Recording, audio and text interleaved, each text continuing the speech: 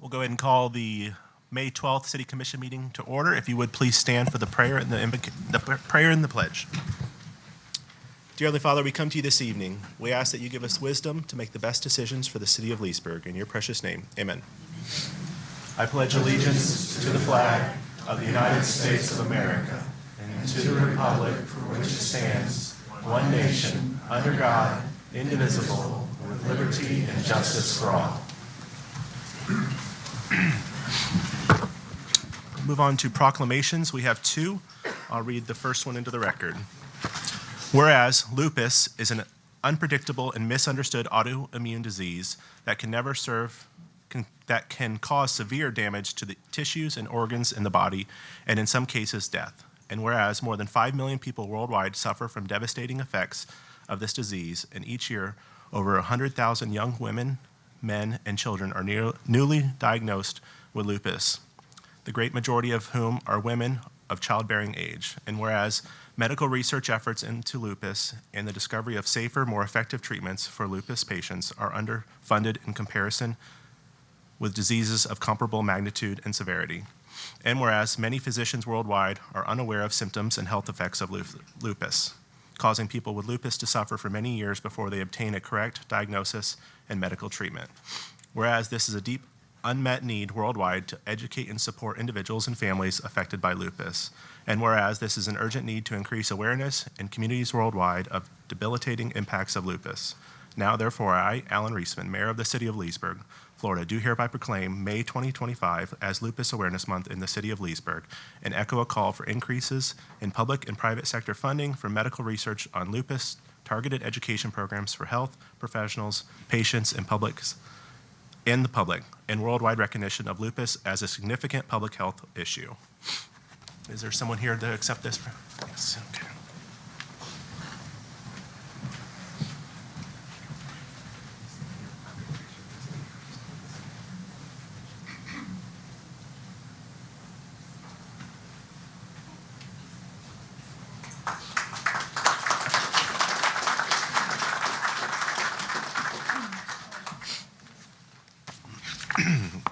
Next is the Water Reuse Week. Whereas safe, clean, and sustainable water resources are essential to Florida's environment and economy, citizens, and visitors. And whereas, although Florida's water supplies are finite, the state's population and need for water resources continues to increase. And whereas Florida has established the encouragement and promotion of water reuse as state objectives in Chapter 373 and 403 Florida statutes.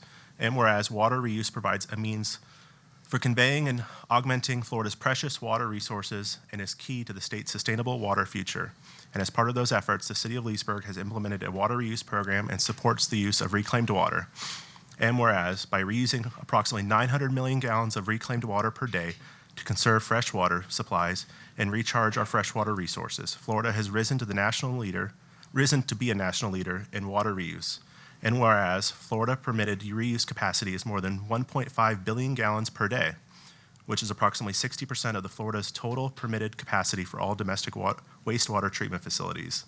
And whereas May, typically a dry period when water demands are high, is a good time to educate residents about how to help save Florida's precious water resources through water reuse. And whereas the City of Leesburg has joined with Water Reuse Florida, the Florida Department of Environmental Protection, and the St. Johns River Water Management District in encouraging and promoting water reuse and conservation.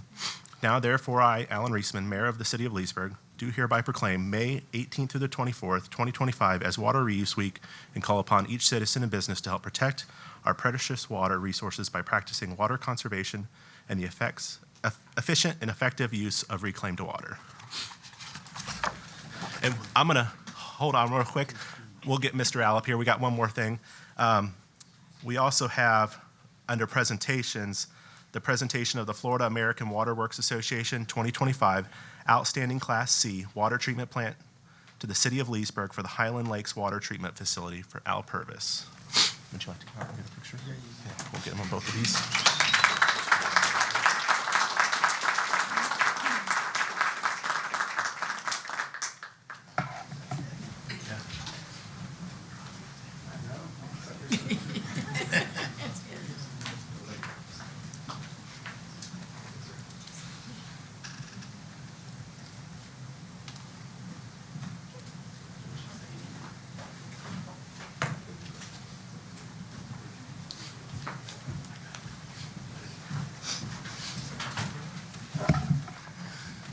Mr. Mayor, I'd like to Yes, make sir. sure we thank the staff. That's because of their hard work and dedication we are able to win these awards. Thank you, Mr. Purvis. Without our staff, we aren't a city. So thank you to all of our staff. Thank you, sir. Next, we'll move on to the next presentation, which is the auditor presentation, fiscal year ending September 30th, 2024 by Joel Knopp, the CPA. Great. Yes, sir. Well, good evening, Mayor, Commissioners. Pleasure to be here. My name is Joel Knopp. I'm a partner with Forvis Mazars. That's a different name than we presented last year. We were MSL CPAs, and we joined Forvis Mazars effective November 1st of 24. So this is our first report issued as Forvis Mazars, but we're real excited to have joined. This is a large national firm and gives us a lot of resources to serve our clients as well as opportunity for our employees. So just wanted to lead with that. And then, so I have a few slides to present that we'll kind of run through pretty quick. The first one's the required communications we have with the governing board, which is City Commission. There was a separate letter we provided. The main thing I want to point out from this is that we had no audit adjustments that we identified during the audit. So that's indicative of good internal controls over financial reporting. The city has good procedures in place to identify the adjustments needed at the close of their audit period. We also got full cooperation from management throughout the audit. As it relates to our audit reports, you'll find those throughout the document. The first one on pages 14 through 16 is our opinion on the financial statements, and that's an unmodified opinion, which is a clean opinion for the city. And then in the back of the document, or towards the back, it is 300 pages. At page 225, you'll find the compliance section, and we reported under government audit standards for the city on internal controls over financial reporting and on compliance, and that was also a clean report. And then we also looked at the federal grants for the city, as it did meet the single audit threshold for us to test specific federal grants for compliance with the grant requirements as well as internal controls. And I'm pleased to report that was also a clean report, and the grant we tested was the coronavirus state and local fiscal recovery funds. And then there's two additional reports, the examination report on investment compliance and the management letter. Those are required by the Florida Auditor General. We also go through different procedures to identify the specific elements that the AG requires, and those were both clean reports as well. We'll turn to the financial highlights just to look specifically at governmental activities and business type. These are the full accrual presentation of the city's numbers, which means all the long-term assets, the capital assets of the city, as well as the long-term liabilities are included in these numbers. So for 2024, the governmental activities showed an improvement. You can see a positive change in net position of $12 million compared to $4 million in 23. Business type activities also had a sizable improvement, $17.3 million as a positive change in net position compared to $11.8 million in 23. And the business type activities cover all the utility and enterprise funds of the city. Specifically to the general fund, since this is the main operating fund of the city, I did want to highlight the unassigned fund balance finished the year at $15.5 million. That represented 42.6% of expenditures and transfers out, which we would look for that to be at least a 25% level. So that's also a healthy level of unassigned fund balance. And then the last slide in the general fund just illustrates the city's compliance with its budget. The city brought in $2.6 million more than budgeted and spent $1 million less than budgeted, so a $3.6 million positive variance for fiscal year 24. So overall, the city's in good shape as of the end of the fiscal year. I do want to specifically thank Gina Frazier, who's spent a lot of time. She's the finance manager for the city, and she was the one who put the majority of this huge document together. So I appreciate her cooperation and help throughout the audit. But those were my prepared remarks, and I'd be glad to answer questions if there are any. Any questions from the commission? Yes, I have a question. I don't recall when we changed firms. Is it still considered independent with this new firm? Oh, it is? Yes. Okay, and it's, all right, did we Yeah, vote no, on it's it? Just merged. So So it's Yeah, the we same joined firm? up. That's Okay, right. just for transparency, because Yeah, I don't sure. recall ever pulling this through. Okay, thank you That's so right. much. Yeah. Any other questions from the commission? Thank you, Mr. Knott. All right. Appreciate it. Thank you. This next section is public comments. This section is reserved for members of the public to bring up matters of concern or opportunities for praise. Please note that issues raised during this time will not be discussed in detail during the current meeting. They will either be referred to the appropriate staff or scheduled for consideration at a future city commission meeting. Each speaker is allocated 3 minutes to provide their comments. Kindly adhere to this time limit to ensure equal opportunity for all participants and to support the efficient conduct of the meeting. Are there any public comments tonight for the meeting? And this is regarding public comments not items that aren't on the agenda. So if you have an item on the agenda like the Venice or the Bar Key, we'll get public comments later. Any public comments not pertaining to anything on the agenda? Yes, ma'am. If you would, just state your name and address for the record.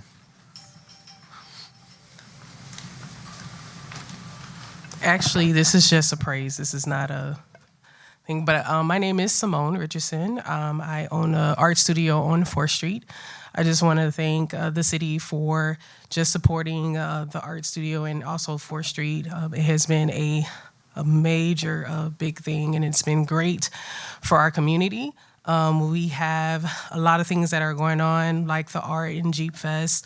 Also, I've always able to paint with the blind last week, and also bringing the community out to come more downtown, as well as getting people from out of town like Tampa, Winter Garden, and other places to come downtown Leesburg. So I just want to thank you for just supporting Artists with a Purpose, and I thank you for just looking at the vision bigger than what it is. So I just wanted to thank you. That was it. Thank you, Ms. Simone. Any other public comments? Seeing none, we'll close public comments. We're going to move to consent agenda. Routine items are placed on the consent agenda to expedite the meeting. If the commission or staff wish to discuss any item, the procedure is as follows. 1, pull the items from the consent agenda, vote on the remaining items with 1 roll call vote, discuss each item pulled, and vote by roll call. Are there any items the commission would like to pull? I would like to pull 5C1. Any other items? Seeing none, can I get a motion to approve all remaining items? So moved. We have a motion and a second. Any discussion? Any public comments? Seeing none, roll call. Commissioner Connell? Commissioner Berry? Yes. Commissioner Peterson? Yes. Commissioner Berry? Yes. Mayor Eastman? Yes. Would someone please introduce 5C1? I'll introduce and ask to be read by title only, please. Resolution of the City Commission of the City of Leesburg, Florida, appointing 1 alternate member to the Lake County Library Advisory Board to fill an unexpired term ending February 28, 2028, and providing an effective date. Motion to approve. We have a motion and a second. I pulled this because we need to assign a designee for this board. I think we have 2 applicants, Donald Wentz and Susan Fetters. Any recommendations? Either one, the resume looked good. I was going to say it was hard to determine. Anyone want to make a recommendation? So let me ask you a question. Yes, sir. One of the candidates, I think Susan, said she was a board member. Does that mean she was a library board member at some point? Do we know? Yeah, Miss Susan, if you'd like to come up. Is Donald Wentz here? Okay, saying none. So, Miss Fetter? There you go. Hi, I'm Susan Fetter. Thank you for considering my application. I did have on there that I have previous board experience. I was on the County Advisory Board for Keep Lake Beautiful, and I was also an elected official on the Lake Soil and Water Conservation District Board of Supervisors. Thank you, Ms. Fetter. I'm not currently serving on any board. Okay. Thank you. All right, can I get a recommendation? I would like to make a motion to approve Ms. Fetter as the alternate. Second. We have a motion and a second. Any discussion? Any public comments? Seeing none, roll call. Commissioner Berry? Yes. Commissioner Peterson? Yes. Commissioner Berry? Yes. Commissioner Connell? Yes. Mayor Eastman? Yes. Public hearings and non-routine items, second readings of ordinances, we have none. First reading of ordinances, I would ask our city attorney if you would swear in anyone. If you will be speaking on any of the first readings, our city attorney will be swearing you in at this time. Yes, thank you, Mr. Mayor. Everyone here who wishes to speak on item 6B3, Venice at Lake Harris SPUD rezoning, 6B6, Barkey 2 PUD rezoning, or 6B9, the Ritchie Road rezoning. Please stand and raise your right hand so you can be sworn in. Do you swear or affirm that all testimony you'll give tonight will be the truth, the whole truth, and nothing but the truth? All right, thank you all. They're all good to go, Mr. Mayor. Thank you, sir. Would someone please introduce 6B1, 2, and 3 to be read by title only? I'll introduce, ask to be read by title only. Thank you. 6B1, an ordinance of the City of Leesburg, Florida, annexing certain real property consisting of approximately 8.77 plus minus acres, being generally located east of U.S. Highway 27 and north of Magnolia Avenue, lying in Section 2, Township 20 South, Range 24 East, Lake County, Florida. Provided that said property so annexed shall be liable for its proportionate share of the existing and future indebtedness of said city, provided that such annexed property shall be subject to all laws and ordinances of said city, as if all such territory had been a part of the City of Leesburg at the time of passage and approval of said laws and ordinances, providing that such annexed territory shall be placed in City Commission District 3 and providing an effective date. 6B2, an ordinance amending the future land use map of the comprehensive plan of the City of Leesburg, changing the future land use map designation of certain property containing 8.77 plus minus acres from Lake County Urban Low to City of Leesburg Low Density Residential for property generally located east of US Highway 27 and north of Magnolia Avenue, lying in Section 2, Township 20 South, Range 24 East, Lake County, Florida, providing an effective date. 6B3, an ordinance of the City of Leesburg, Florida, changing the zoning on approximately 8.77 plus minus acres from Lake County C1 Neighborhood Commercial and R6 Urban Residential District to City of Leesburg SPUD Small Planned Unit Development to allow for commercial and attached single-family residential uses for property generally located east of Highway US 27, north of Magnolia Avenue, lying in Section 2, Township 20 South, Range 25 East, Lake County, Florida, and providing an effective date. These are first readings. Ms. Candy?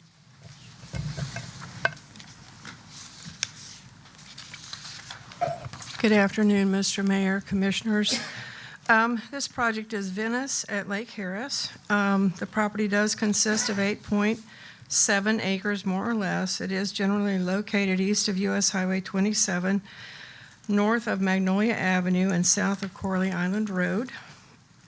It's a request for an annexation, a small-scale comprehensive plan amendment, and a rezoning. The future land use in Lake County is urban low, and the proposal is to go to City of Leesburg low-density residential. The zoning is from Lake County C1 neighborhood commercial and R6 urban residential. The proposal is to go to City small planned unit development. As I stated, and as Andy stated, this site is 8.7 acres of undeveloped land. The request is for future development of 26 attached single-family units, townhouses, and a commercial area along US 27, as seen as in the conceptual plan. The 26 attached single-family units is a reduction from their original proposal. It has a 2-floor maximum height limitation. An area of commercial development contiguous to US 27 includes approximately 2,100 square feet of retail uses. And this will be a platted subdivision, so individual units will be sold. No other uses are permitted in this proposal beyond what is said in the planned unit development. All units will be rear-loaded, meaning the garage on the back of the home. As this is rear-loaded, the front yard setback is shorter than you would normally find. The front yard setback is proposed to be 15 feet, again, because these are rear-loaded garages. The townhouse units will be 20 feet in width with 1,000 square foot house size. A minimum of 2 off-street parking spaces for each unit in the development, and extra spaces are provided in the concept plan for attached units.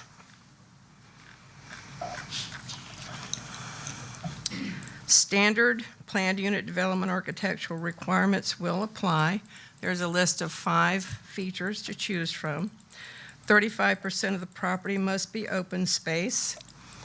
And I believe once we get to look at the concept plan, you'll see that they exceed 35% open space. Dark sky lighting is required. There is significant buffering to adjacent properties that has been provided in the planned unit development.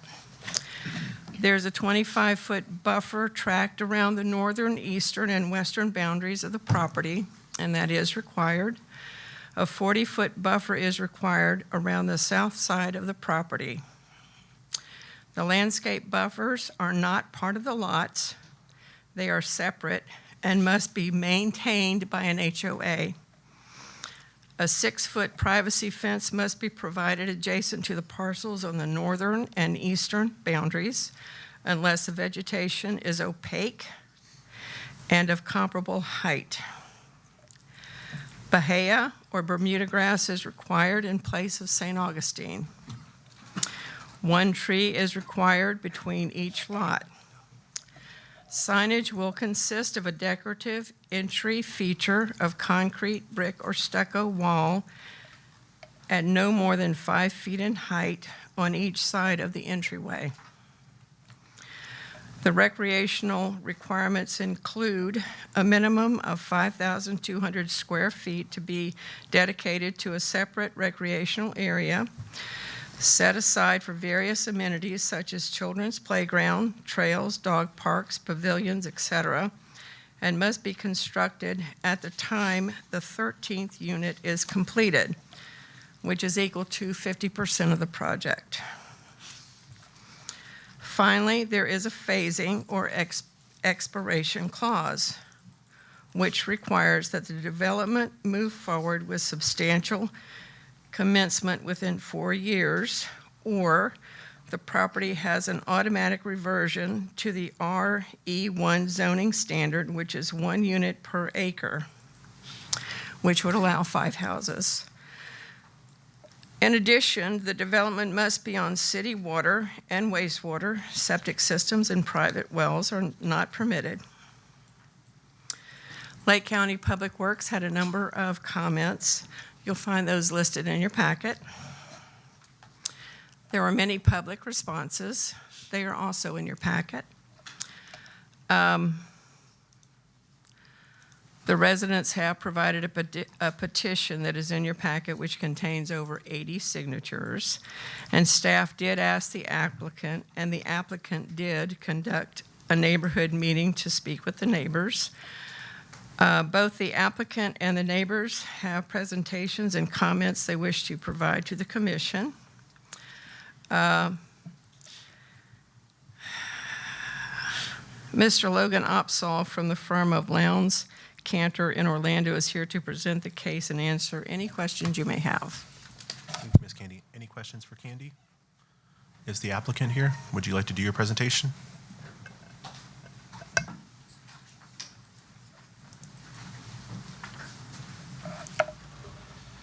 Good evening, Logan Opsahl, 215 North Eola Drive. I do have a few slides to assist, and I will grab the clicker.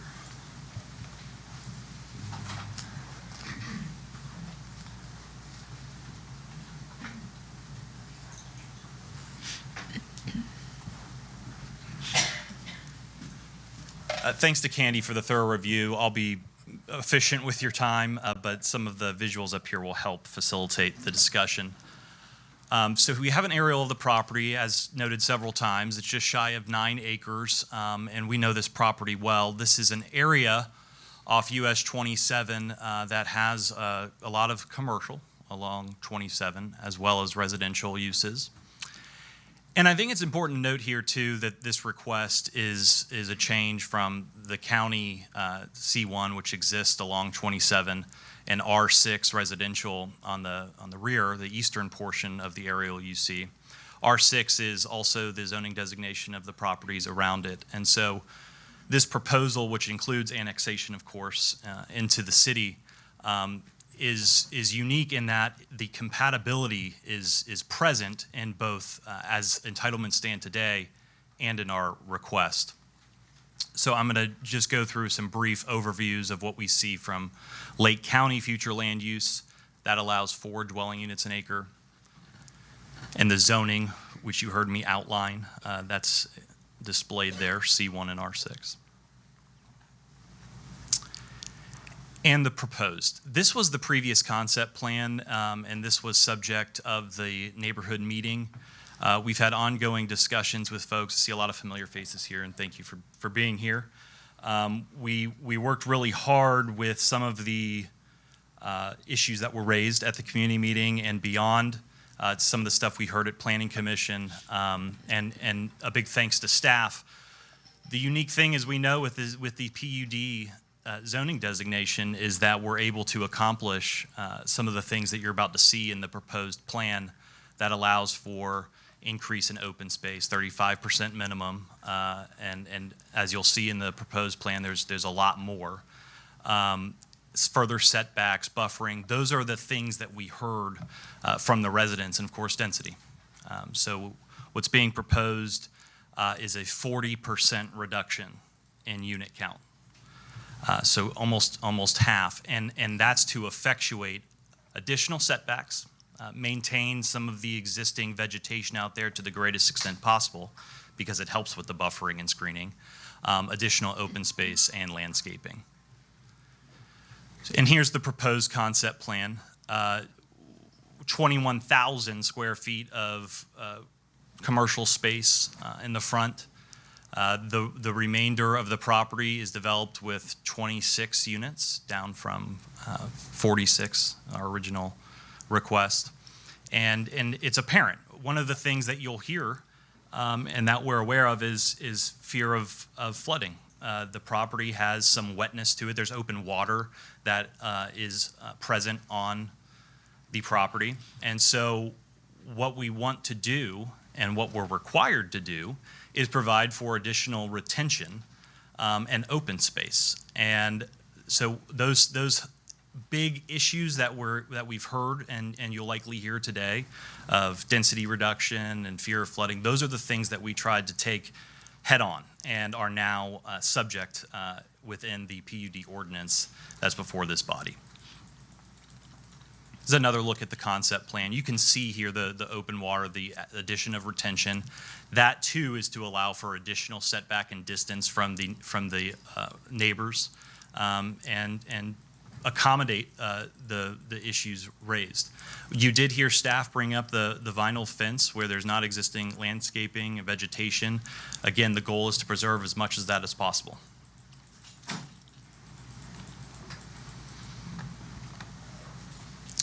Just some of the key differences that I can outline for you in a reference slide.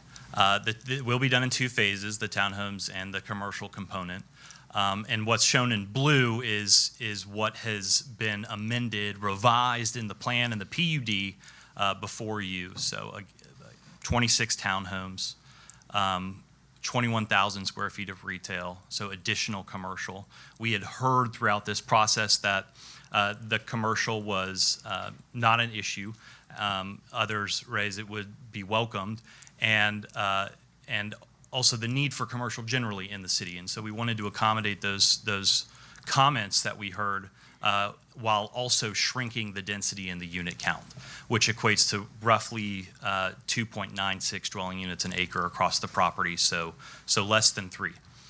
Keep in mind, the Lake County zoning designation R6 and the existing future land use allows up to 4 dwelling units an acre, and the properties around the area continue to enjoy that.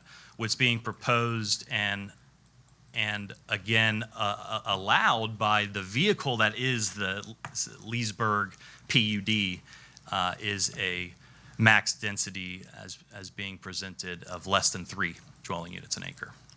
Additional open space is minimum open space requirement has also been provided. Here's some conceptual renderings of the asset class. So these are single family homes, but they are attached. And this is a rendering showing the residential component. These are market rate, luxury, townhome apartments, excuse me, not apartments, townhomes, single family homes that are attached, and a commercial component that we think would really be a complement to the city, to this area, and allow for additional commercial usage. I won't belabor this slide. I appreciate staff's time and their cooperation, their collaboration on this and helping to achieve some of the things that have been presented to you in line with the comments we received. They are recommending approval, and I will conclude with how I started. This is a unique one.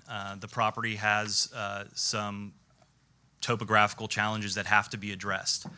We, as the applicant team, have full confidence in your staff that as we advance past zoning, site plan, fully engineered site plans, all of those things, regulations relating to drainage, all those things have to be fully permitted and go through that process. We're just very thankful for the candor that we've received, and we believe that we've been able to address those things in the proposed development before you, moving from commercial to commercial and residential to residential here in the city of Leesburg. So look forward to hearing from everybody. Thank you again for being here. I do appreciate your time and feedback, and I'll just reserve a few minutes to respond to any questions or concerns raised. Thank you for your time. Yes, sir. Any questions for the applicant? Just one, when I looked at the, I guess the, wetlands map, are you doing wetlands mitigation? I mean, there's no right or wrong answer, I'm just curious. Yes, there will be some wetland mitigation component. Okay. All of that stuff needs to go for full review. The Right. ISBA, the Interlocal Service Boundary Agreement, requires county review as well, and we intend to work with your Okay. staff Yeah. and county staff on Yeah, I that. read some of the letters, and I took a few phone calls, and it seemed like that was the big concern. Everybody thinks we're developing in the wetlands. I assured them we were not, but so. I think there's going to Oh, be. yeah, no, unless you do wetlands mitigation. Right. All of that stuff, and again, as we move past zoning, but of course we have to discuss it here anyway because it's germane to Yeah, what's I was being trying to help you with discussed. that comment. Well, sure. On the wetlands. Well, it brings up an important point, and the point is all of this needs to be fully permitted. We got to deal with all your departments, cross jurisdictions, and well aware of that. Thank you. Any other questions? We'll open it to public comments. If you have any public comments on these items, I just ask that you start a line over here. State your name and address for the record, and each person has 3 minutes. Thank you. Hi, my name's Paul Yazbek. I live at 29124 Short Street, which is off of Magnolia. So as we go and we talk about the water runoff and stuff and retention pond size, that once they build that land up, that is retention only for that property, which then diverts the natural water that funnels that way, is no longer going to funnel that way. Then we go into the 2.96 units per acre. That's a total number of 8.77 acres. How much of that is actually commercial, which I thought I saw in the paper was going to have apartments above the commercial building. But when you narrow down the amount of commercial, how many is that units actually per acre down there? And we have these huge traffic concerns. We have safety concerns. As of like right now, since they approved Lake Denham Estates, which is across from Magnolia Avenue, everybody has to go down and pull U's to go around. So right now, if you're coming off of Magnolia, everybody has to fight for a small turning lane across from Corey Island Road to be able to turn down there. So traffic gets backed up going into Lake Denham Estates, almost into Highway 27. So you have to pull directly up onto the line to try and see pass to go past there. Now, I know they say that they did a traffic report and this won't impact traffic at all. But if you build 26 units with at least 2 cars, at least, and then you've got the FedEx and the UPS and the Prime trucks and the Kroger trucks pulling in, then you have a 21,000 square foot retail place with apartments up above it. I mean, how much traffic does that bring into our area? It seems like we just lead from behind, like we should have the infrastructure in place, and then we move forward and we build into there. But we have huge water concerns there, and that is once you build that land up, because they will have to, because you have to self-contain your own water. None of those retention ponds are going to catch the water runoff that naturally flows that way. Where is that water going to go? Not into their ponds.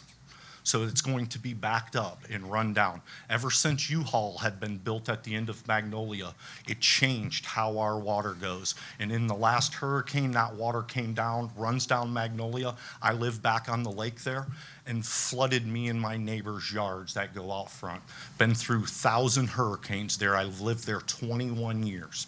So I have a huge traffic concern, water concern, and just how is the water going to go once you change the direction of how you're going to self-contain? You can build a huge retention pond if it's only retentioning your own area. Thank you for your time. Thank you, sir. Before my time starts, could I distribute these? This is the community, Magnolia and Corey Island Roads response. And if you'll pass them around, please. There's one for each of you. Your pictures on there. Okay. And then, let's see. I'm going to give you what I'm going to say. So y'all would pass those around.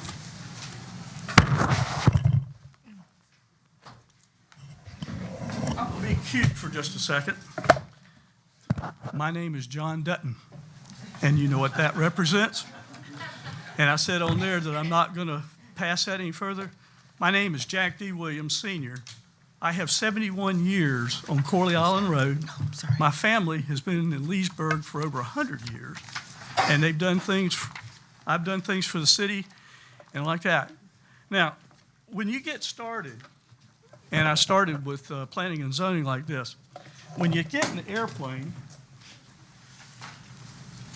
and you fly over that area, you see R6, R6, R6. That was a very good plan that the comprehensive plan made up. It was for people, and if you look on here, I'm going to start reading because I want you to know this. Corley Island Road was owned by a man named Herbert Shue, an Indianan farmer, came down here and bought up land for the bulldozer bill in the 40s. The returning servicemen, which my father was one, they were allowed to buy property for $200 a lot in there for their service to the United States. Okay, so in the 50s, it starts. My dad was the first one to buy on the street, and there was some down on the lake that bought the more aggressive properties. So anyway, that's what, it's R6. We see it as 2 houses to the acre, no more. And now you're going to put this back there. It's also wetlands. Hurricane this last year impounded us, and if you look through those books, and if you would, before you make a decision, you need to look our side of it, because our land planning group, y'all know who that is, Bellevue, and the XGO, they provided me with those information starting 1941 when the bombers were flying over and doing aerial photography. They looked at this land, and you will see how it progressed, that there was nothing but what nature put down there.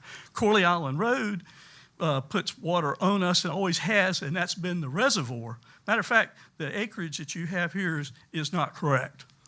It's more like 4 acres that they're going to be able to build on, because about 2 acres are going to have to be taken for wetlands and water retention areas and all like that. If you look on there, you also have in the package maps that's been provided by FEMA defining theirs. I was on Lake County Water Authority signed by the governor for over 12 years. And they didn't even know that that canal existed until I brought it up. And I said, hey, I live at the end of it. That's Banana Cove. So they put it on the maps, and they said, wow, well, let's see, 1960, I believe, when Highway 27 turned in from 2 lanes to 4 lanes. I lived there then. The state thought in their infinite wisdom that they would dump all the water from EMS over into us on the east side of 27. I figured that up. 1 inch of water is 1 million and some odd gallons. It has to go through an 18-inch culvert that's down at my end. I've provided you pictures how my land's been flooded many, many times. 1960, Hurricane Donna, we couldn't go to school for over a week. And I understand. Please, before you make a decision, please look these books over, because a lot of the stuff they've had there, the state, the county's already told you, they can't build there. Thank you, sir. Thank you. Yes, sir.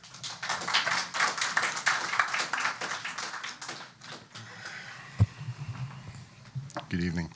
My name is Mark Staler. I live at 4246 Land's End Lane, Leesburg here. And the reason why I live here is just probably the reason why most of you gentlemen and ladies that live here.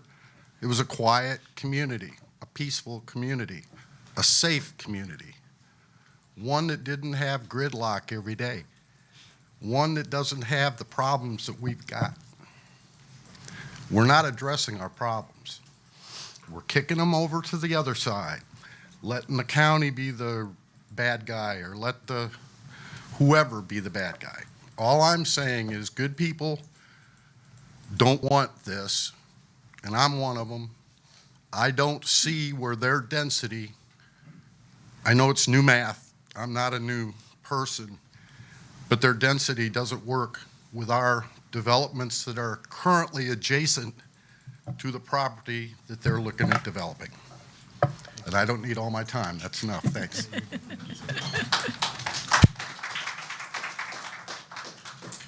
Hi, my name's Annette Hamby. I live at 4326 Corley Island Road.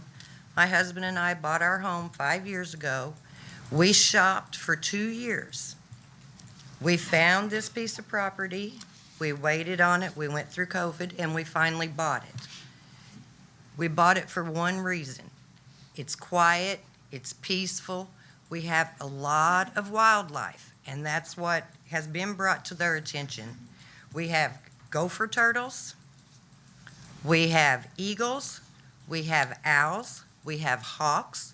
We all watch them especially the hawks, every morning, every evening. You can watch them. There's hundreds that all live in what they're wanting to tear out. The gopher turtles live back there. They come in all of our yards and visit and go back every evening. You can't, and we've got a bear. And don't get me wrong, I don't care for him, but he doesn't bother much, so he's okay. But if you go in there and rip that out, what's going to happen to all them animals? I mean, our wildlife is dying. And to me, that's a major concern. Our road dead ends. We already have what we call turnaround customers that don't belong back there. And if you put this in, it takes me 15 minutes to pull out on 27 every morning to go to work. I have semis that leave U-Haul that are making a U-turn at my road. They block both lanes of the traffic. You put another 50 plus people in there, not counting the commercial. And the sad part is right at the end of Corley is a huge mini commercial area that only has 3 businesses in it, and one of them's a church. And they're gonna build more. I don't see where it's going. Because, I mean, if they want to put new businesses in, fill up that one that's already there. But we don't need those houses disturbing all that wildlife. Thank you for your time.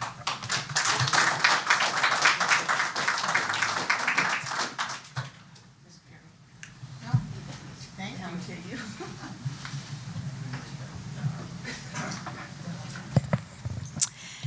Greetings. I'm Deanne Carmichael Williams. Jack is my husband. We're the first house on Corley Island Road, 4142, and we have quite a large lot. Our family has 6 houses and 1 lot on Corley Island.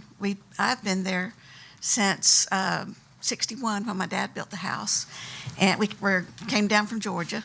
And Leesburg is our home. We love it, and I just don't like that the villages are just crowding us, but there's nothing we can do about that. I do want to talk about Lake Denham Estates. I remember that when all the wildlife was over there. There was plenty of room. It was behind Ravenswood. Then they come in, they build this very tight neighborhood.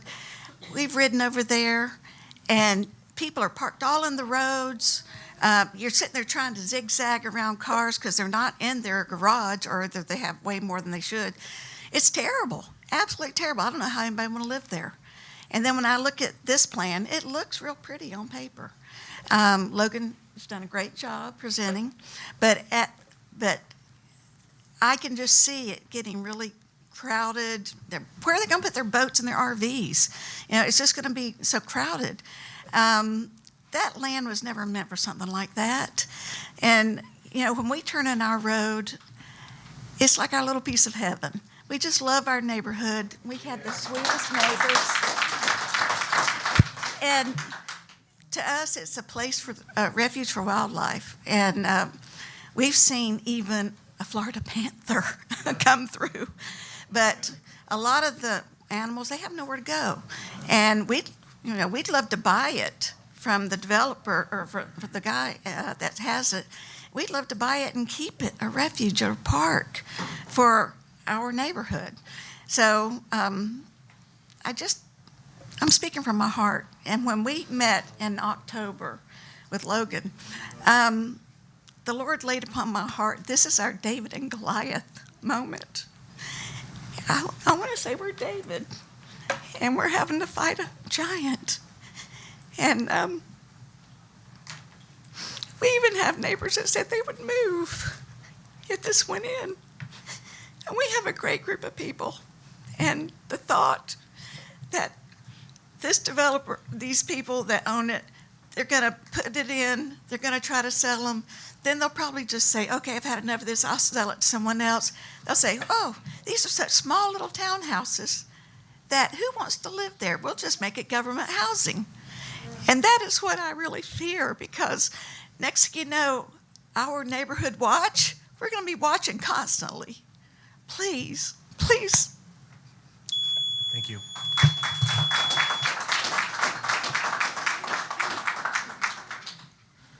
Before my time starts, I do have a question. Is the applicant not subject to the 3-minute timeline? No. Okay.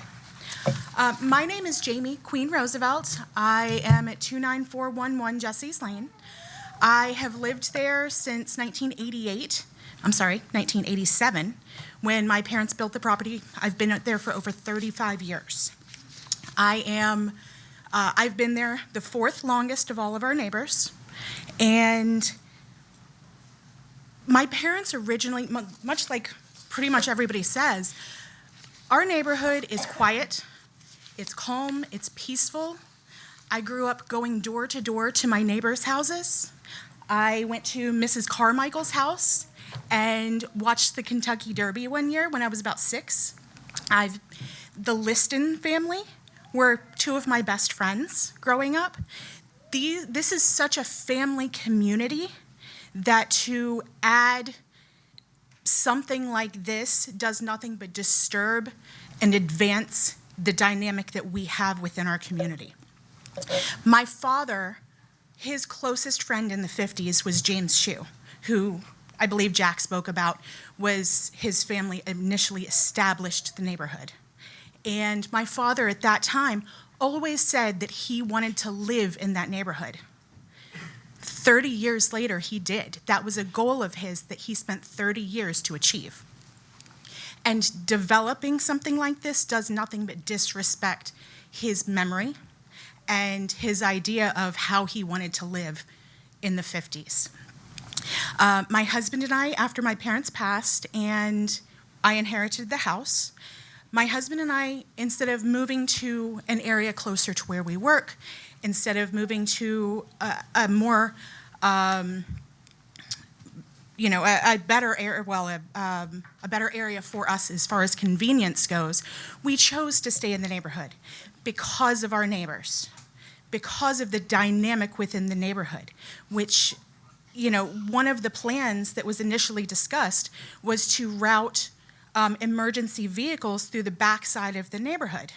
I am sorry, I don't know if that's still the plan or not, but I think that we can tell historically anytime that that's the plan, no matter whether they say, oh no, we'll keep the gate locked or not, the gate eventually stays unlocked, and our neighborhood cannot support additional traffic. I don't know if any of you have driven back there, but Corley Island Road, the main road to get into our neighborhood, is not wide enough for 2 vehicles to pass without someone pulling into someone else's yard. These plans, while, yes, having new homes in the area sounds great, we are not the area for that to happen. It will disrupt every piece of what makes our neighborhood what it is. Thank you.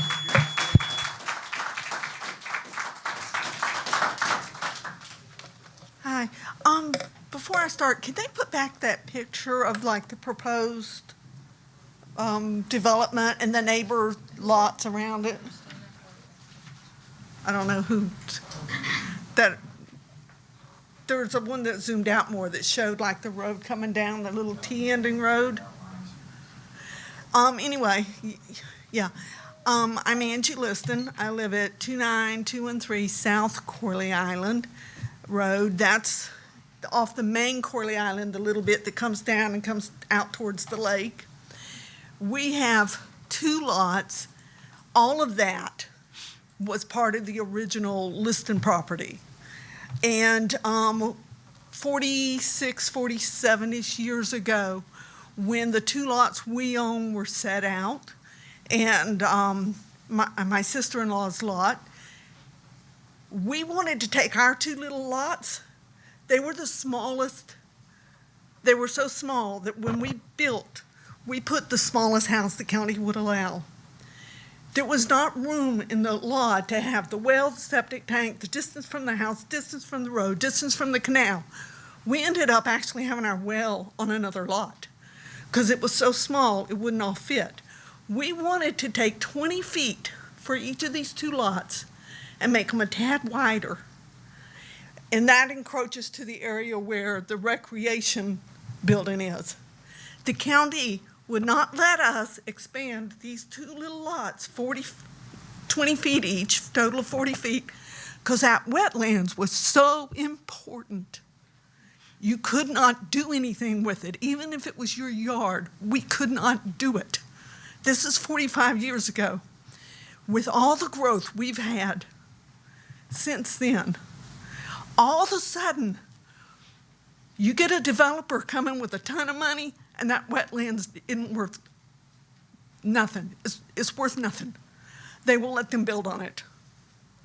Second thing I have curious about, the little bit that comes out beyond like the recreation area that comes out to the east and looks like a T. If that's annexed by the city, how does that affect all these property lots around it that are county, that don't want to be forced? That road, that bit, when that road was paved, we were required to turn that over to the county. His sister-in-law that still was running the estate signed that to the county. How in the world that is now owned by the developer, I don't know. But what happens to the county-owned property around it if the road is annexed? How does that affect us, affect access? Is future plans, would it make it more easy for us to later be required to let the city annex us too and have to go into city water and city sewer and all that stuff? What happens? Who maintains this? How does this affect us in our future if this road is owned by a developer that doesn't even have the houses in that area? Thank you. Yeah.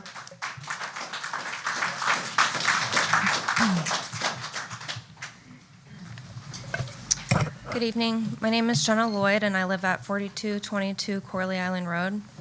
I appreciate the opportunity to speak tonight, not only as a resident of this community, but also as a licensed realtor. I work in the housing market every day, and I understand the demand for homes and the importance of supporting a growing population. In fact, I welcome smart growth. It drives our economy and serves our clients. It helps our town thrive. But what we are seeing here in Leesburg is not balanced. It's not thoughtful, and it's not sustainable. We currently have an estimated 40,000 housing units approved for development across the city. Yet Florida already has one of the highest housing inventory rates in the country. So the question is not whether we need more homes, but what kind of homes, where, and at what cost. The land behind my home, where the development is now being proposed, is not an appropriate site for new construction. This isn't just a random lot. It's a sensitive ecosystem home to a wide array of wildlife, including owls, eagles, gopher tortoises, foxes, and countless other species. It also contains a spring that contributes to the Harris chain of lakes via the canal south.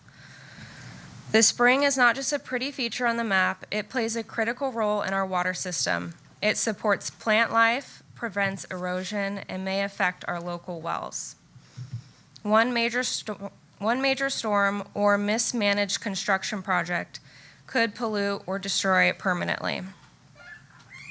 From a market perspective, I can tell you people don't want to live in a 20-foot wide home packed against one another. They're not seeking density. They're seeking space, nature, and a peaceful environment.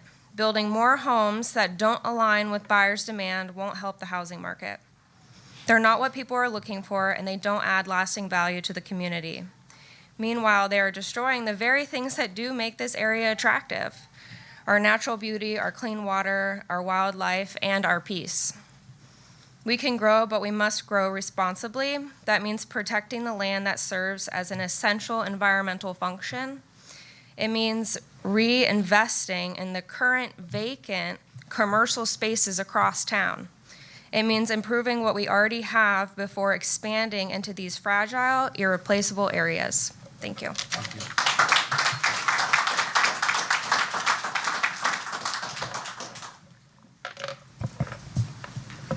Hello, my name is Denise Sleet, and my husband Jeff and I live at the End House on Corley Island Road on Harris Lake. We've been there almost 5 years. In case you don't know, this area is full of life, of all of God's creatures, birds of the air, animals of the ground, and fish in the lake, among other things. Just a couple weeks ago, we turned onto our Corley Island Street off of 27, and a big, huge tortoise or turtle was trying to cross the street, and we've done this many times. It's happened actually a half a dozen times that we had to get out of the car and pick it up, bring it in our car, and then bring it down and put it into the lake just to save his life or her life. Most likely he was coming over from the marsh because that was the direction from the Mexican restaurant, the little strip mall there. You have already heard the passionate pleas of our neighbors, and I don't think I need to repeat what they have already said. So if you would give me 5 minutes more before we all go home, I thought it would be wonderful to hear what God says about all of his creation and creatures from the very first book in the Bible, the book of Genesis. In the beginning, when God created the heavens and the earth was a formless wasteland, and darkness covered the abyss, while a mighty wind swept over the waters. Then God said, "Let there be light," and there was light. God saw how good the light was. God then separated the light from the darkness. God called the light day, and the darkness he called night. Thus, evening came, and morning followed the first day. Then God said, "Let there be a dome in the middle of the waters to separate one body of water from the other." And so it happened. God made the dome, and it separated the water above the dome from the water below it. God called the dome the sky. Evening came, and morning followed the second day. Then God said, "Let the water under the sky be gathered into a single basin so that the dry land may appear." And so it happened. The water under the sky was gathered into its basin, and the dry land appeared. God called the dry land the earth, and the basin of the water he called the sea. God saw how good it was. Then God said, Thank you, ma'am. Can I finish? No, everyone's allocated 3 minutes. Thank you, love. Would you object to me finishing We don't assign God's time from word? other people. It's 3 minutes. Thank you, ma'am. I appreciate it. Even if it's God speaking? We appreciate your time. Thank Even you, ma'am. if it's God speaking? Ma'am, I appreciate your time. Ma'am. Let us all Ma'am. respect and Ma'am. care for all of God's You just creatures said respect, and we have an order and process here. creation. Ma'am, Because each one of Ma'am. us will be held accountable I'm going to ask you to please stop. when you stand You have before 3 God minutes. Everyone was and allocated 3 minutes. his Son, Ma'am. Jesus Christ. Thank you.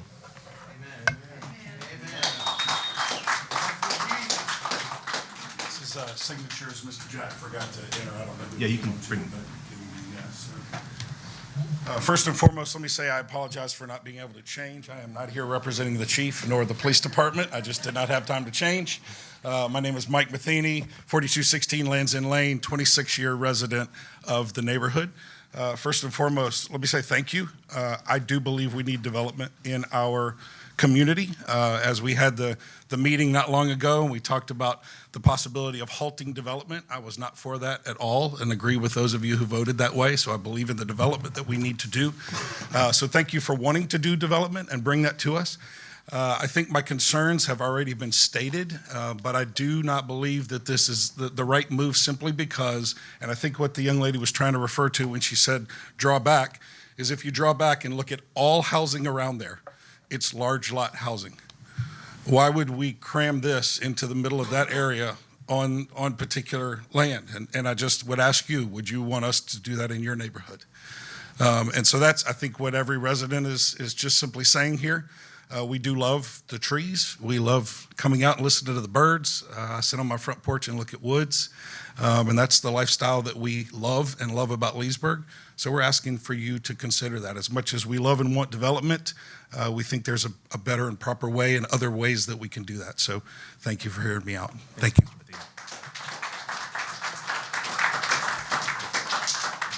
These items will lay over till June 23rd. Would the developer like to have any final comments? I can do less than 3 minutes. Yeah, that's fine.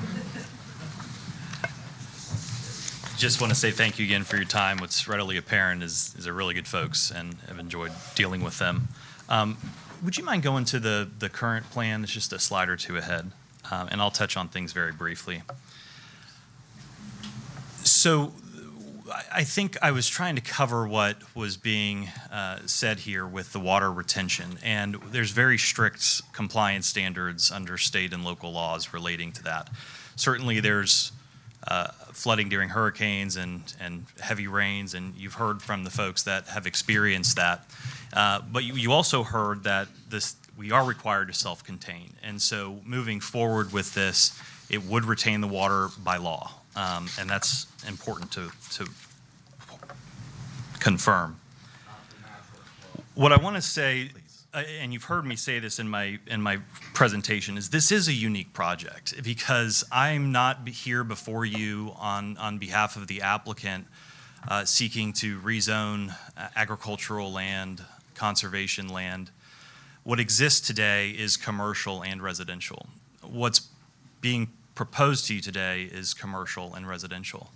I will go one step further and say by the vehicle of the PUD process within the city of Leesburg is per the ISBA, it does allow for the provision of utilities, but the PUD also limits our densities beyond what's acceptable today in the surrounding area. And so from a standpoint of compatibility, we have this. Today, the current entitlements allow for 4 dwelling units an acre for all properties in the area, including this one, and the PUD limits that while accommodating some of the concerns that we heard raised. Last thing is this is 26 units, so really a de minimis unit count when we think of things like traffic and others. And I understand that traffic is a persistent topic across the state, and especially here in the city. But again, this residential component, even with the previous concept plan per Lake County Schools, was deemed de minimis. And so we really took that to heart, what we heard, to reduce that density so much to a point that what was really being presented to you is a commercial development with accessory residential to support that commercial component. And I would submit as well, through this PUD process and the reduction in the unit count, is a downzoning from what's existing today of commercial and residential. And I will conclude just one more time by saying thank you all for your candor, for your politeness, and your time out of your day to be here. And thank you for your time. Thank you. Any questions from the commission? Seeing none, these items will lay over to second reading on June 23rd. Would someone please introduce 6B, 4, 5, and 6? I'll introduce and ask to be read by title only. 6B4, an ordinance of the City of Leesburg, Florida, annexing certain real property consisting of approximately 39.05 plus minus acres, being generally located north of East Dewey Robbins Road and south of Dewey Robbins Road, lying in Section 5, Township 21 South, Range 25 East, Lake County, Florida, provided that said property so annexed shall be liable for its proportionate share of the existing and future indebtedness of said city, provided that such annexed property shall be subject to all laws and ordinances of said city as if all such territory had been a part of the city of Leesburg at the time of passage and approval of said laws and ordinances, providing that such annexed territory shall be placed in City Commission District 3 and providing an effective date. 6B5, an ordinance amending the future land use map of the comprehensive plan of the city of Leesburg, changing the future land use map designation of certain property containing 39.05 plus minus acres from Lake County Rural to City of Leesburg Estate Residential for property generally located north of East Dewey Robbins Road and south of Dewey Robbins Road, lying in Section 5, Township 21 South, Range 25 East, Lake County, Florida, and providing an effective date. 6B6, an ordinance of the City of Leesburg, Florida, changing the zoning on approximately 39.05 plus minus acres from Lake County A Agriculture to City of Leesburg PUD Planned Unit Development to allow for residential for property generally located north of East Dewey Robbins Road and south of Dewey Robbins Road, lying in Section 5, Township 21 South, Range 25 East, Lake County, Florida, and providing an effective date. Thank you, Andy. Ms. Candy?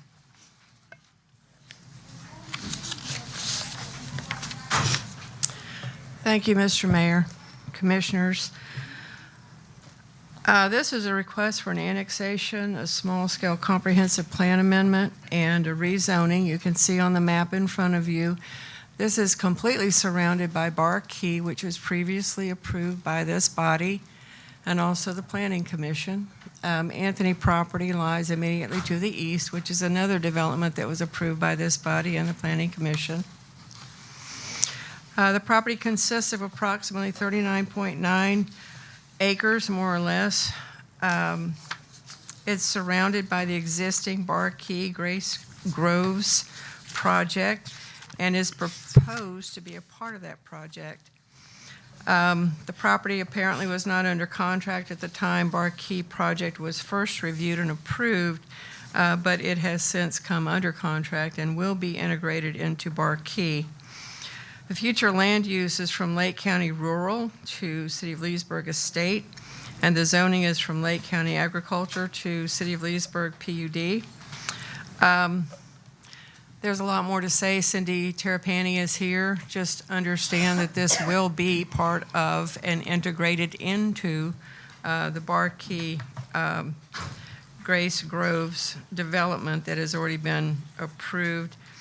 Many of the design and architectural standards I read before are maintained through this. It is 156 single-family detached units. There were not many comments from anyone in the public or from departments in the city.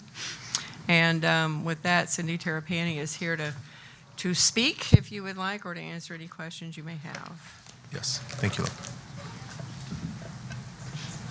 Thank you, Candy. Good evening, Mayor and Commissioners. I'm Cindy Terrapini. I'm a land use planner, and I represent the applicant, Brookfield Culture Land Partners.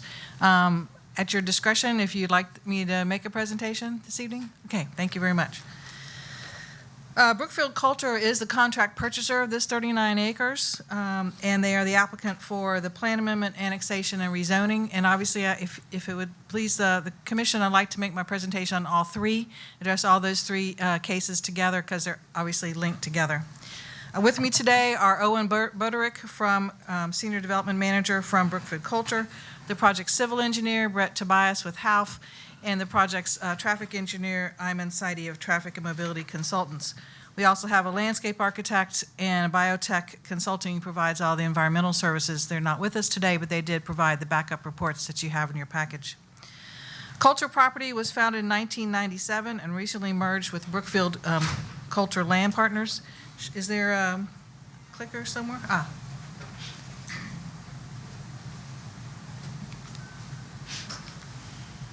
They're building in 5 southeast states: Florida, Georgia, South Carolina, North Carolina, Tennessee. They have over 100 active projects. They recently finished the Hammock Oaks project in Lady Lake, which is a mixed-use project similar to Bar Key. And this is an example of that Hammock Oaks. This is the master plan for it. Again, it's a similar size as Bar Key that this project will be integrated with, just to give you an idea of their ability, financial ability, and management ability to do large multi-use projects. I also want to point out that in October 2023, Brookfield Coulter entered in a pioneering agreement with the city. That agreement will provide the extension of the sewer line from its current terminus down US 27 to the Barkey entrance. It will not only serve Barkey, but other projects along US 27. And we are grateful to the city to come into that agreement with Brookfield Coulter so that there will be available sewer service for all those projects. In this agreement, Brookfield Coulter will construct the sewer line at its sole expense, and it will be paid back over time, reimbursed through impact fees paid by other projects that do connect. But it provides the impetus and the way for other projects to also have sanitary sewer service. This is just a location map. As you can see, the site that we're talking about today, we're calling it Barkey 2, or the second Barkey. It's on the far east side of the original Barkey, the larger project that you approved 2 years ago. Just to give you a reminder, this is the original Barkey 1 original master plan. It's approved for 1,700 residential units of various types, a commercial area at the front along US 27, and a 20-acre institutional school or other kinds of institutional uses at the very southern edge. The main part of that I wanted to point out about this slide, and you probably, many of you will recall, this project had a loop road, which was an intrinsic part of the project, started at US 27 where the commercial entrance is. It loops through the entire project so that all of the villages are connected to that loop road. So if they want to go to visit someone within the project, it's very easy to travel that way. Also along that loop road will be a multi-use trail, and golf carts will also be available to be used along that trail. The project has a secondary access along Dewey Robbins Road, which is the north edge of this site. So folks will be able to enter and exit both through US 27 and through Dewey Robbins at the very north end. I'm showing you the plan, but I want you to understand there are no changes to Barkey 1 proposed by this application. Just wanted you to give you the feel of the original project. The Barkey 2, the project we're looking for today, is this 39 acres. It is completely landlocked, as you saw on the other slides. It's surrounded on 3 sides by Barkey 1. The fourth side, the eastern side, is an Anthony project that's also been annexed into the city as well. Access to Barkey 2, you can see the arrows. They will go west through the village, the light yellow colored, which is Village 10 in the original Barkey, and then out to the loop road, and then connect either to Dewey Robbins or to US 27, as the rest of the project does. And the value of the PUD master plan, as you all well know, is that basically what I call it, it's what you see is what you get. What gets approved on that master plan, if it is approved, we are absolutely bound to do only that. We cannot make any changes, we the developer, unless we go through a public hearing and come back to you all in a public hearing such as today and get those changes reapproved. So it's basically an insurance policy, not just for the city, but for the residents of the development, the residents around it, and all of the neighborhoods around the project. Just some quick facts we've talked about a little bit already. It's 39 acres, completely surrounded by Barkey 1. The only sole access is to the loop road and then to the 2 major roads. Again, demonstrating the access with the loop road. This is just showing it in black and white. The orange is the Barkey 2. The orange and the blue area, that's the new site that we're talking about today. We have a very small area, less than an acre of a wetland in the very southern, along the southern boundary of the property. That's outlined in blue on this exhibit.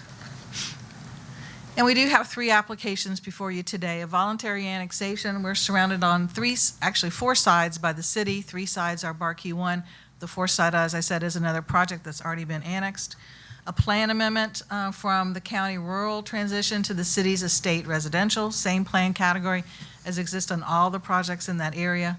And also rezoning from county agricultural to the city's PUD. Again, the project to the east, the Anthony, Hodges Reserve to the north, and the other project to the west of us are all PUD, so that the development rights are specifically entitled to the specific project. Again, plan amendment just to outline the entire area except surrounding the site is that same designation of a city estate residential. just list a couple of policies. There's more detail in your staff's report, but some of the policies in your comprehensive plan with which the application is consistent. It's compatible with the existing development, will be compatible with, obviously, with Bar Key 1 and with Anthony. The architectural design standards, I'll show you in a moment, the elevations of the buildings are the same elevations that would be used in the balance of Bar Key 1. Facilities and services are available. Water is available today. Sewer will be available through the pioneering agreement, and the other city services are also available. The wetlands protection, there's a very small wetland there, and that will go through obviously the normal St. Johns River Water Management District review and your review and the county's review as well. And we also have a very robust neighborhood park system throughout the entire original Bar Key. This area, each pod has its own neighborhood park. Then there's also a large park on Mulehead Lake that's a community center. And that was shown on one of the earlier plans. I can go back to that if you're interested in that. Also, what we committed to do in Bar Key 1, or committing to do in this project as well, is that there will be on-street parking within the development. So when you have a special event, you have a birthday, you have a holiday, there will be parking spaces located. That's the green that you see highlighted between their parallel spaces on at the end of each block to, again, for special events, holidays, family parties. These 4 elevations are the 4 model types that would be built within Bar Key 2. The same models on this size lot will also go into Bar Key 1, so there's a consistency of design there. The Century is a 1-story, 1,500 square feet unit. The top right is Glen Ridge. It's a 2-story, almost 1,900 square foot unit. The Hillcrest is a 2-story model with 2,100 square feet. And the last one, the Windermere, is also a 2-story unit with 2,400 square feet. We think the addition of Bar Key 2 to this project, to the original project, is consistent with the comprehensive plan, complies with their land development code, and proposes a master plan that's consistent and compatible with the rest of the project. Before I finish, I do want to make a special shout out to Dan Miller, Max Van Allen, and Candy Harper. I work in a lot of jurisdictions across Florida. I've been in the business over 40 years, and I have to tell you, they're the most professional, most responsive, and genuinely nice people that I've seen definitely in the top 5 in this state that I work in. So I want to thank them very much. They've been very helpful as we went through this process. We respectfully request your approval of the 3 applications. I appreciate the opportunity to present today, but I'll stop now and be happy to answer any of your questions. Any questions from the commission? Yeah.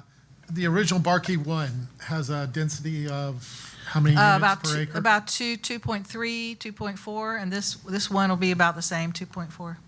When you blend Well, you said it. 156 units on 40 acres. If you just calculate the density on the 39-acre parcel that we're annexing in today, yes, it is about 4 acres, 4 units to the acre. If you blend it with the rest of the Bar Key, the overall density of the project is 2.45 units per acre.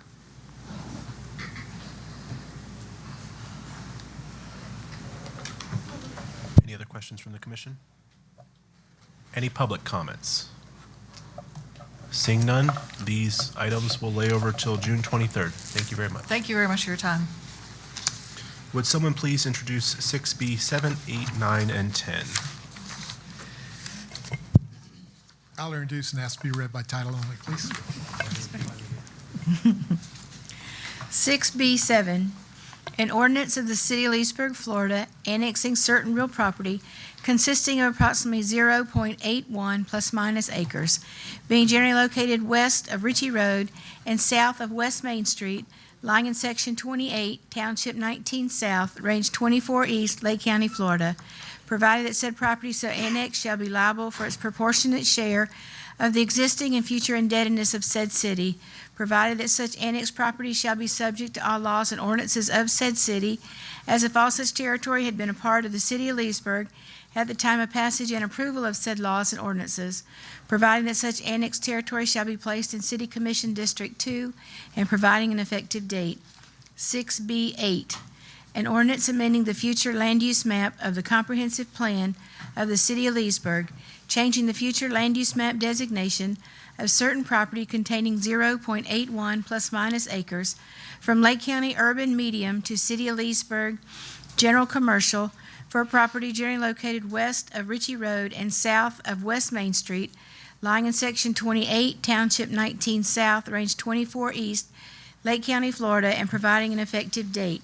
6B9, an ordinance of the City of Leesburg, Florida, changing the zoning on approximately 0.81 plus minus acres from Lake County R6 Urban Residential to City of Leesburg C3 Highway Commercial to allow for commercial uses for a property generally located west of Ritchie Road and south of West Main Street, lying in Section 28, Township 19 South, Range 24 East, Lake County, Florida, and providing an effective date. 6B10, an ordinance of the City of Leesburg, Florida, adding a PDO, Planned Development Overlay, to the C3 Highway Commercial zoning on approximately 0.81 plus minus acres to allow for outdoor storage uses for property generally located west of Ritchie Road and south of West Main Street, lying in Section 28, Township 19 South, Range 24 East, Lake County, Florida, and providing an effective date. Ms. Candy?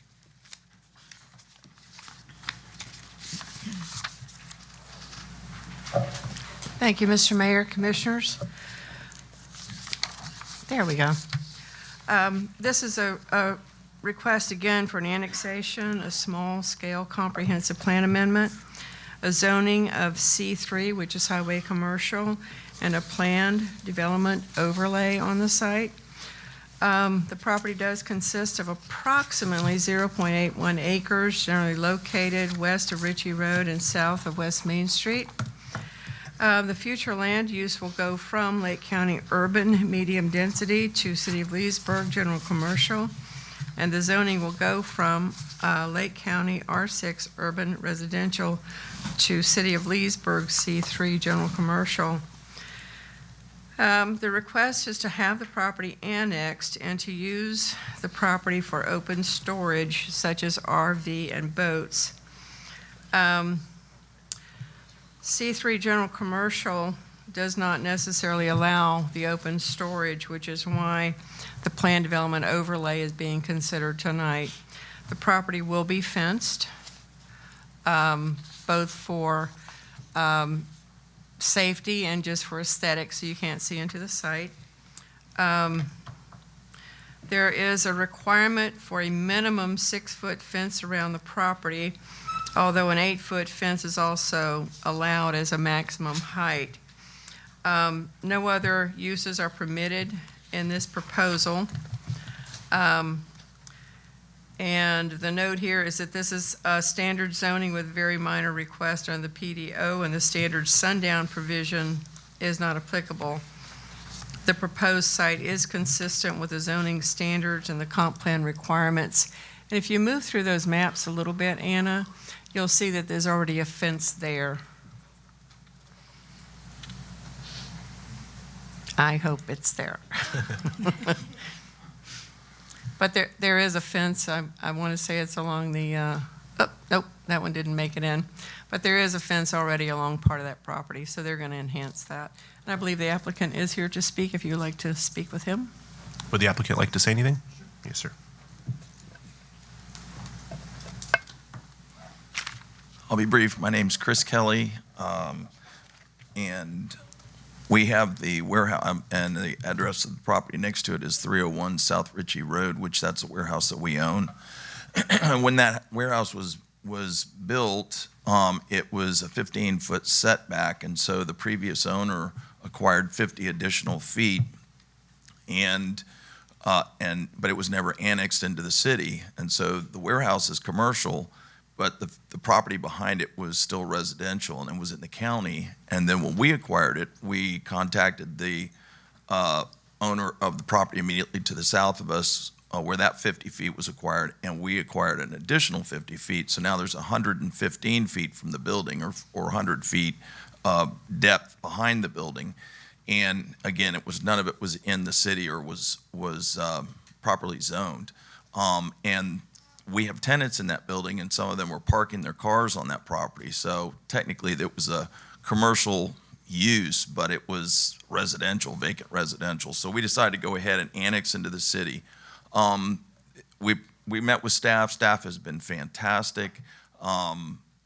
truthfully, we don't really have a hard and set plan to do anything with the property right now, including storage. We're not actually interested in developing it at all right now. Our primary focus is simply to get it into the city, annex it into the city, and get the zoning appropriate for the general area around it.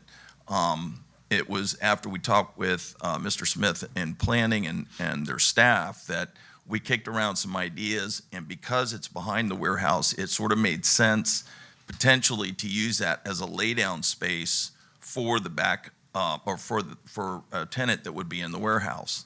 The problem with that is that access to that area would have to come off of Ritchie Road because the parking lot really couldn't handle that kind of use. So we decided to just go ahead and separate it off and just make that 100-foot strip by 300-foot depth its own use.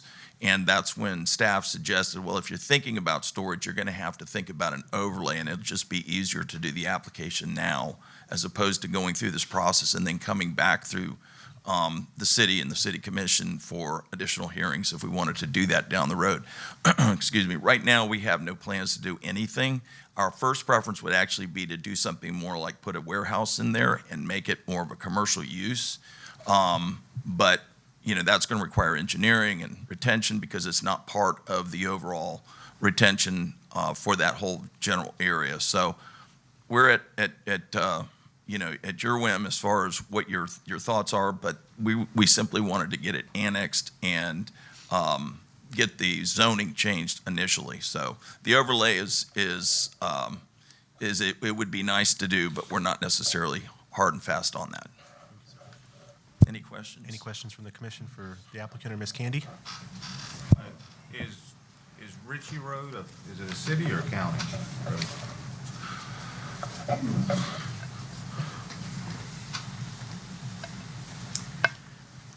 I don't have any direct information on that, but I suspect it's a county road. And